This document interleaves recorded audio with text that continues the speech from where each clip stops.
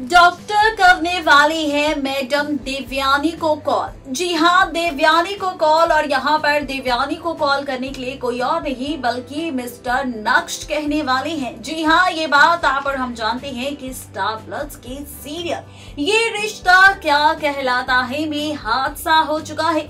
नक्श और कीर्ति का बहुत ही खौफनाक खतरनाक एक्सीडेंट हो चुका है, जिसके बाद कीर्ति कोमा में पहुंच चुकी है और नक्श आउट ऑफ डेंजर है। लेकिन जहां पर नक्श खतरे से बाहर है, तो वहीं अब जैसे ही मिस्टर नक्श को होश आएगा तो मिस्टर नक्श अपना फोन मांगेंगे। डॉक्टर साहब उन्हें फोन देंगे और कहेंगे कि उन्हें कॉल करना है देवयानी माँ को।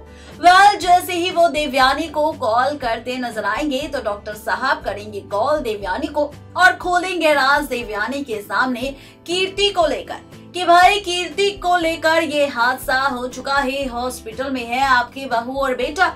और साथ ही बताएंगे कि कीर्ति कोमा में पहुंच चुकी है और नक्श अब खतरे से बाहर है। यानी कि जो राज कार्तिक नहीं खोलना चाहते थे परिवार और नायडा के सामने, वो राज इस तरह से डॉक्टर के जरिए खुलकर सामने आएगा देवयानी के। यानी कि एक फोन कॉल बदलेगा देवयानी के साथ साथ पूरे सिंघानिया परिवार की जिंदगी, जहां पर फाइनली कीर्ति कोमा में तो चली जाएगी, लेकिन क्या कोमा में जाने के बाद यहाँ पर फाइनली कीर्ति का मिसकैरेज भी मेकर सिखाएंगे या फिर कीर्ति दे देगी अपने बच्चे को जन्म और कोमा में रहेगी कीर्ति, जिसे देखकर नक्श भी पहुंच जाएगा डिप्रेशन में। सवाल कई सारे हैं, लेकिन मेकर्स क्या कुछ आपको दिखाने वाले हैं अपकमिंग ट्रैक में, इन सवालों का जवाब आपको मिलेगा सिर्फ और सिर्फ सीरियल ये रिश्ता के अपकमिंग ट्रैक में। यानी कि इस तरह से कहानी और ट्रैक पूरी तरह से बदलने वाला है।